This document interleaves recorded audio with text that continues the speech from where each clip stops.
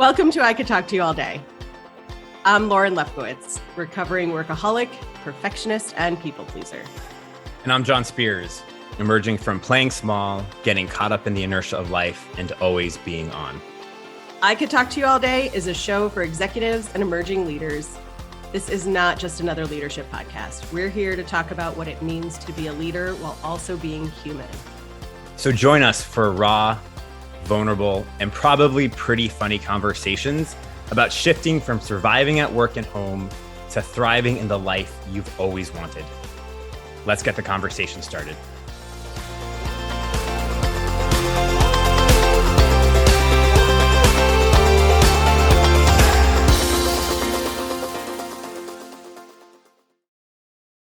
Welcome back, John. Hey, Lauren, how are you? I'm doing pretty well. How are you doing? I have been better. It's been a rough few weeks over on my end of the world. My mom has been sick in the hospital, and as an only child, I flew down there to help support her. She's doing great, which is awesome. I'm really pumped about that. But it definitely shifted my focus for a few weeks. And obviously, when we have things going on in our lives and loved ones that we really care about who are not doing well, it takes a lot out of us and shifts our focus a bit. But I'm back, and I'm excited to be here with you to talk about our topic today. Me too, John. And I want to start by thanking you for sharing that, right? It's easy for us to get on here and start with, hey, how are you? I'm great. How are you? I'm great. But it's important to pause and acknowledge that things aren't always great. We edit this show, so we make it look easy. We make it look like we know a lot of things. And also, we're human beings with real challenges and real struggles. And I appreciate your vulnerability in just coming on here and being willing to share who you are and how things are going. Yeah, thanks, Lauren. Yeah. I think that's really important because as leaders, I know we've talked about this, and so many people since we've been doing this show have come up to me and said, I really love how you talk about the humanity of being a leader, the fact that we are first and foremost humans and have these human experiences and also leaders. And so I think we need to normalize the experience of having challenges and disappointments and distractions and being okay with those things and not letting the fact that we're having a human experience that might be uncomfortable for us get in the way of the fact that we're still leaders. We're still effective. We're still good enough. We're still enough. And so, yeah, I just wanted to share that because part of me didn't want to share it. Part of me wanted to be like, everything's fine and put on my smiley face, which people can't see right now, but you can, and go with it. But I think we need to be aware of those times in our lives where we're not okay, or there's fear or anxiety or challenges or sadness or disappointment, and keep on moving and keep on making progress, not only in our personal lives and our personal development, but also as leaders in the work we do in the workplace.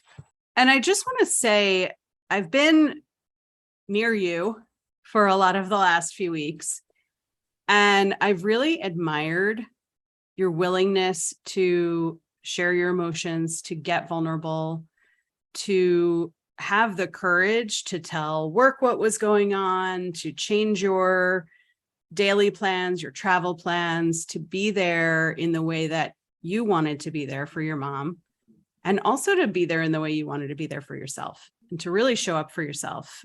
I think we have a tendency when there's an emergency to just shut ourselves down and do what needs to be done and not really consider ourselves. And that's our topic today. We're going to be talking about kindness and compassion for ourselves as humans, as executives, and really exploring what it means to look out for yourself in a kind and compassionate way, even when you have a lot of different pressures on you from family, from relationships, from work.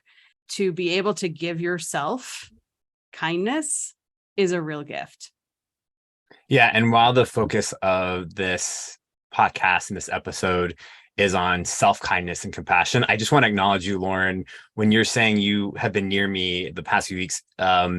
It's like we've been in touch almost on a daily basis, and the kindness that you've shown me and the care that you've shown me as your friend has just been really incredible. And I'm so grateful for your following up and also, hearing me cry on the phone and all the crazy things that I've sort of been through the past few weeks. You've been there, and yeah, I just want to acknowledge you for that because it's meant the world to me. Thank you, John. I'm so glad that we have this kind of relationship where we can show up for each other. And there was one day in there where we were both sort of broken down and we held space for each other. Yeah. In really beautiful ways. So here we are, just in grand appreciation of each other. Yeah. Well, let's get to our topic. Let's talk about kindness and compassion and how it doesn't have to be this unique stretch to get to. I think one of the things you and I have talked about is that as we grow in our careers and as we have more responsibilities at work, at home, in things that we volunteer for, in any kind of relationship, we start to shove our own needs down. And we are kind to others and compassionate with others, sometimes at the expense of kindness and compassion to ourselves. So when we talk about kindness and compassion for ourselves, why do you think this has to be part of the conversation about executive presence? Why does it matter? Lauren, I think that's a really good question. And maybe let me just take a step back, because you kind of mentioned that oftentimes as we've grown in our careers, we have this experience of less and less kindness towards ourselves. I think that's really true. The stakes are higher, the pressure is higher, there's more visibility, there's more accountability, there's more at stake. And so being able to forgive ourselves and be kind to ourselves when we make a mistake or aren't perfect tends to be harder and harder as we climb in our careers.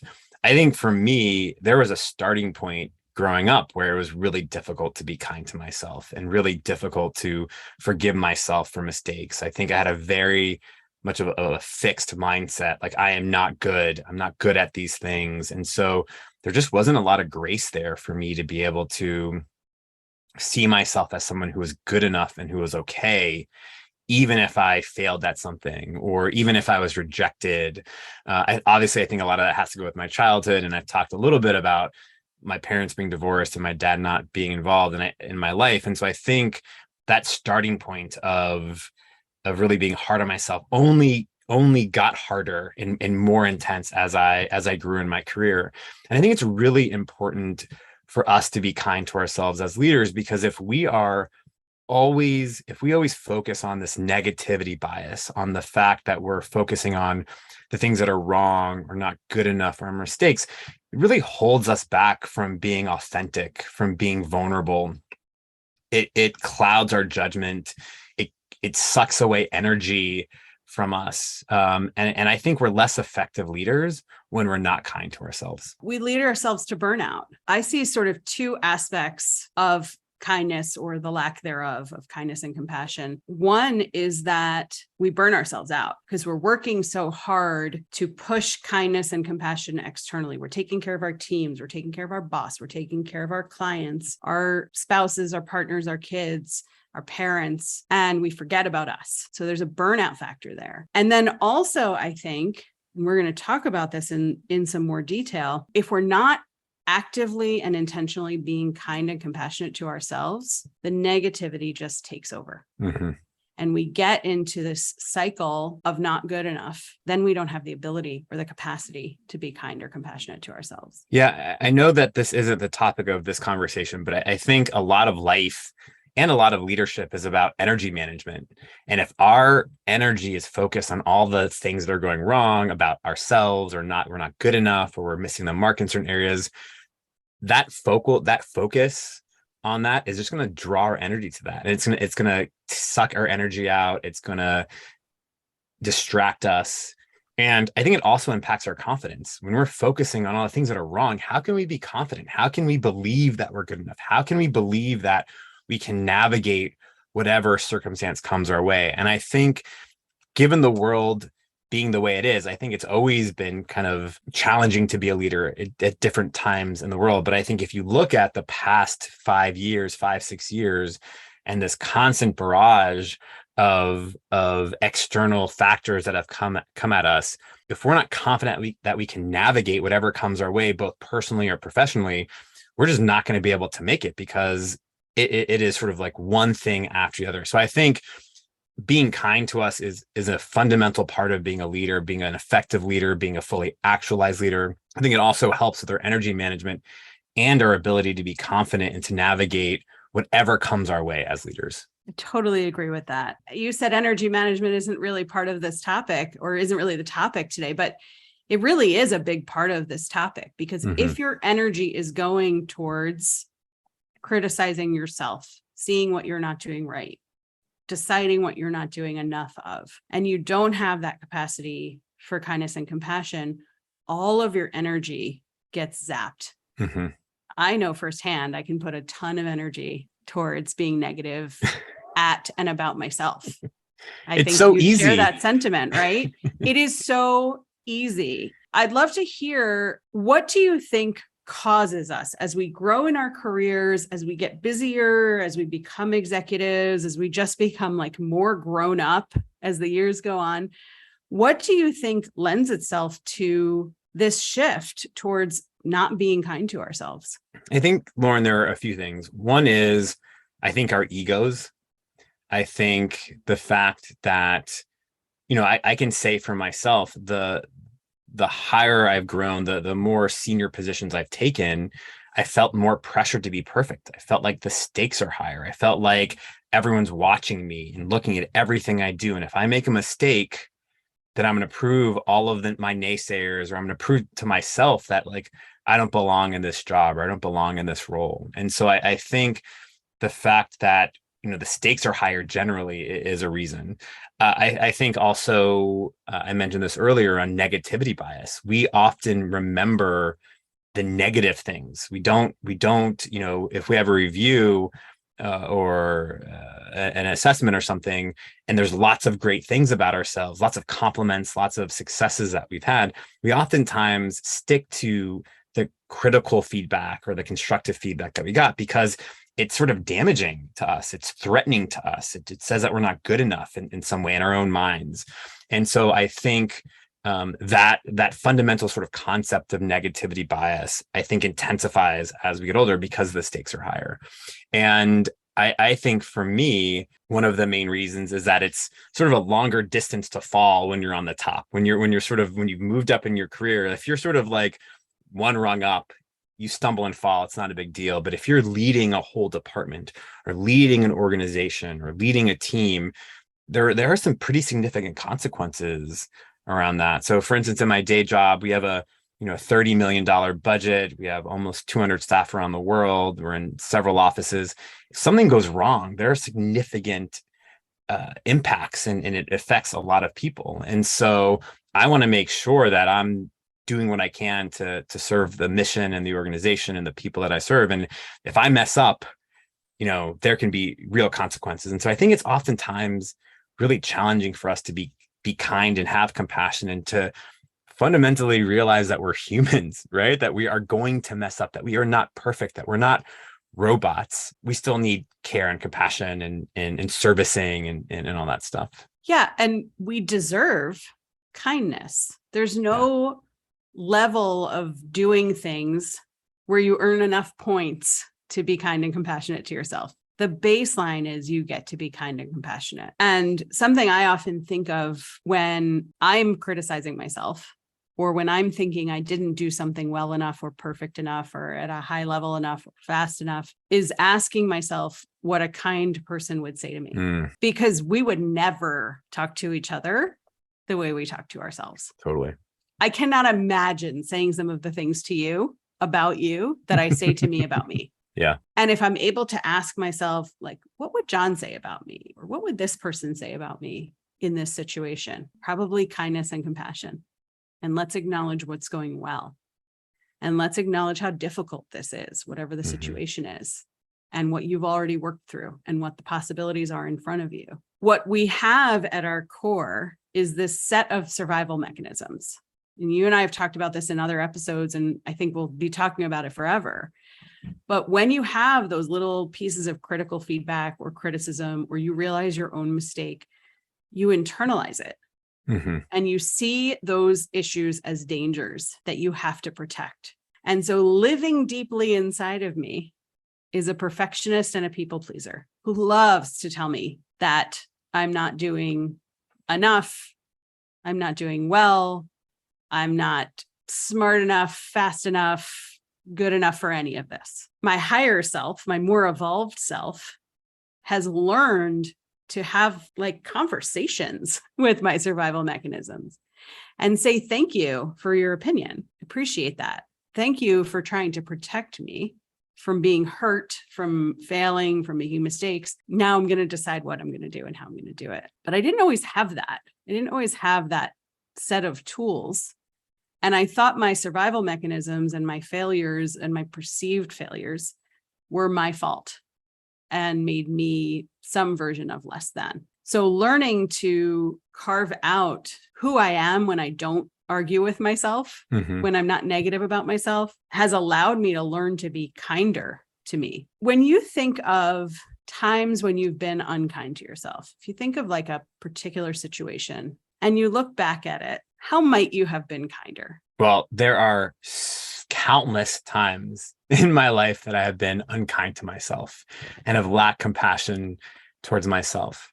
I think the fundamental thing that could shift for me is, instead of focusing on how something went wrong or how I messed up, to think about all the positive things that I've done, all the positive progress that I've made. We can easily look at the small slip up that happens, as opposed to all the progress I've made. And this is one of the things that I really appreciate your help with in the last few weeks of kind of working through some of the things that I've been working through, is really acknowledging the massive strides, me putting myself out there, me going after what I want to go after, as opposed to the like feeling of fear that I was having, or the getting down on myself that I just couldn't shake off something that happened as quickly as I would like. And so I think for me, it's really the shift in framing of the experience, from focusing on the one little thing that went wrong or how I messed up in this way, to really reframing and thinking about it, getting some elevation to see the bigger picture. Because oftentimes we can take a magnifying glass to this one very minute, small specimen of a situation. But if we get some elevation, we can see a bigger picture of growth and of change and of the shifts that are happening in our lives that really paint a truer picture to where we are in life, as opposed to when we're just squinting to see that really minuscule speck of sand issue that we're dealing with. Yeah, I agree with that. Our tendency is to look at things almost in the view of a funhouse mirror. Yeah. Right? Have you ever been in a funhouse where they have those wavy mirrors and you look Totally. like you're a billion feet tall, and then you look like you're this tiny little just round muffin, right? In that billion feet tall view, the thing that gets magnified is what you either actually did wrong or not well, and also what you perceive you did wrong or not well. And I can remember working on projects in my corporate career where I was responsible for a whole bunch of things, and I knew all the parts that went wrong. So when I put it out, even though people saw a nicely finished project, when I looked at it, I saw the mistakes along the way. And as a result, I always did more, and I always raised my hand for more, because I thought, this is the time that I'll prove myself. This is the time that I'll do whatever this new project is absolutely perfectly. And then when I put it out there, not only will my external audience see that it went well, but I'll feel like it went well, which is, that connection, that tie to perfectionism that I have, that's very unforgiving.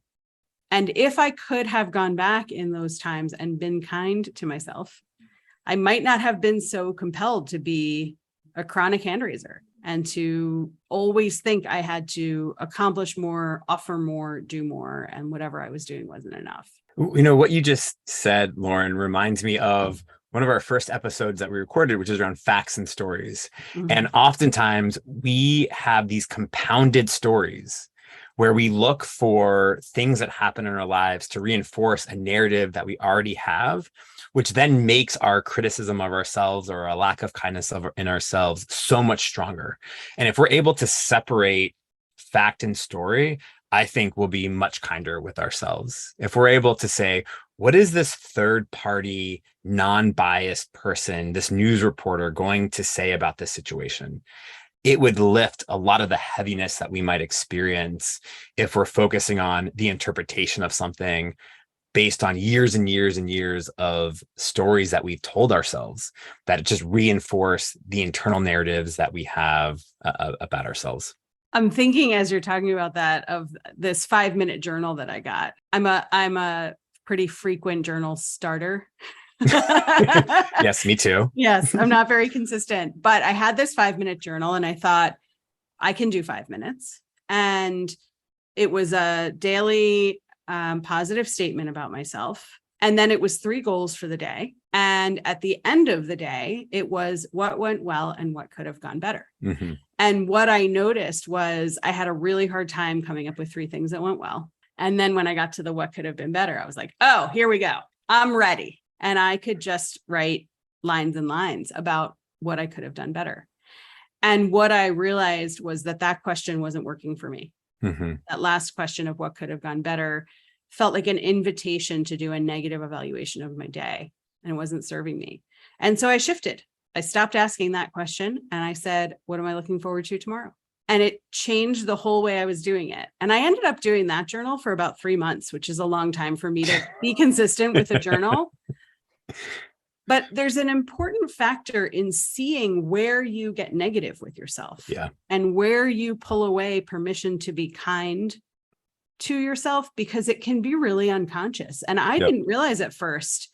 I was then going to bed feeling bummed about my day because I gave myself the opportunity to call out all the tiny little nothing things that weren't going the way I would have imagined them if they had been perfect. Instead, what serves me and what works well for me is to acknowledge what is going well and to acknowledge when something doesn't go well, what are my choices now? How can I be kind to myself now? I think making that conscious choice to focus on what's going well is a game changer because of this negativity bias. It's very easy for us to list all the things that are going wrong or all the ways which things didn't go well, particularly for those of us that are perfectionists or recovering perfectionists, but really focusing on what's going well. It's important to be focusing on those because that is anti what we often want to do or what's instinctual for us. So making a very conscious choice to call out the positives, to be mindful of those things, to write them down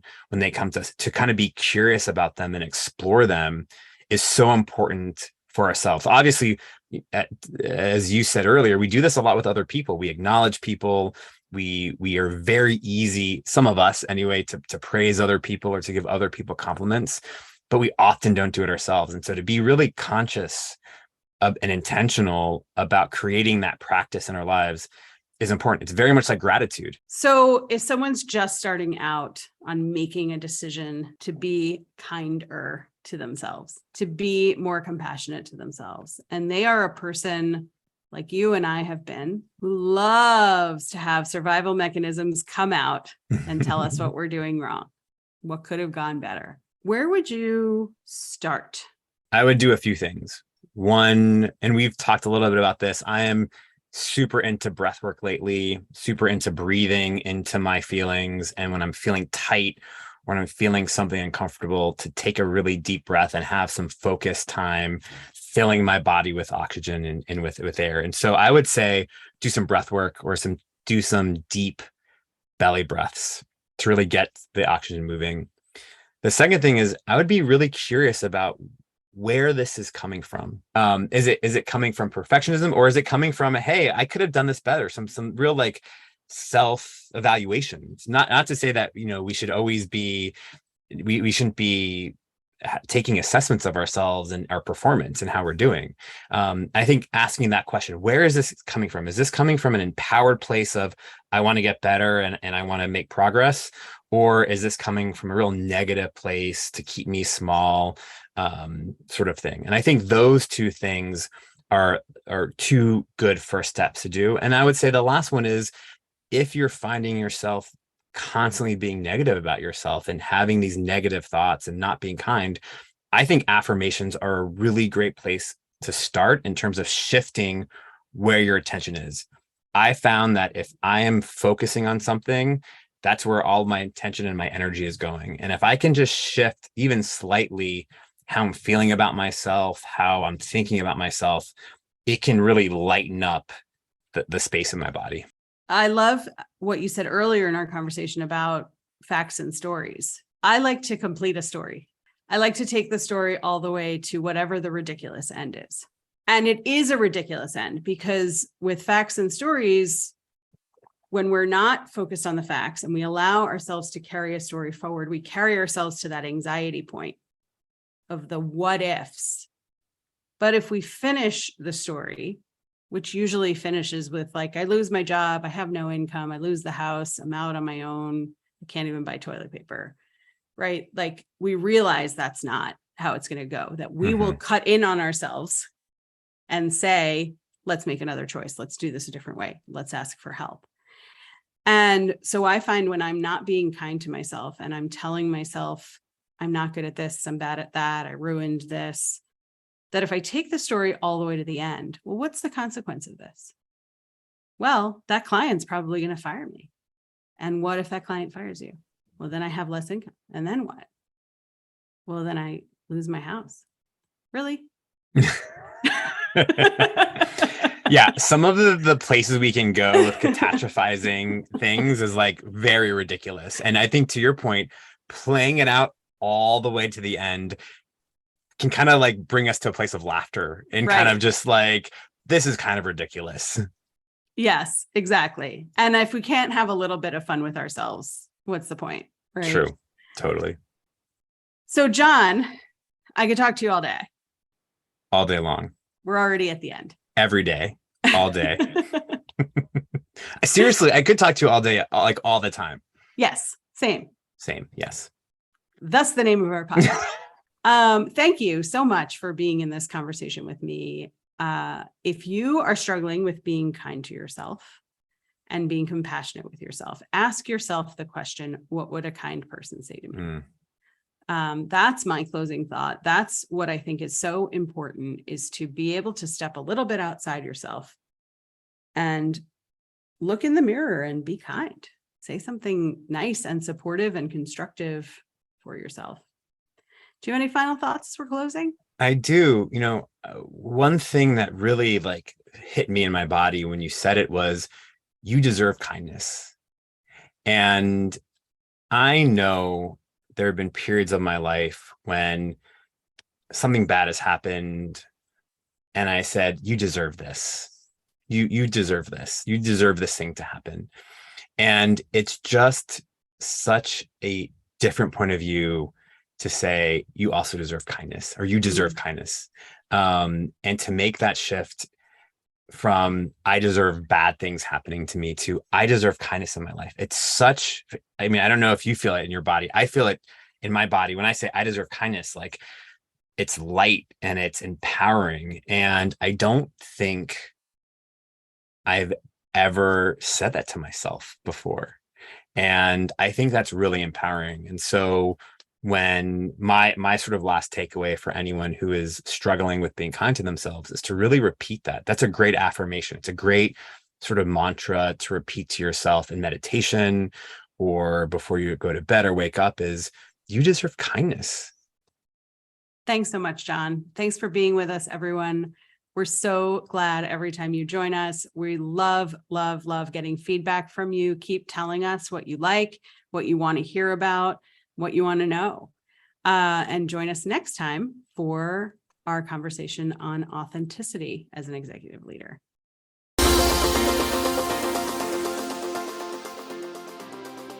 We're so grateful you decided to be with us during this episode.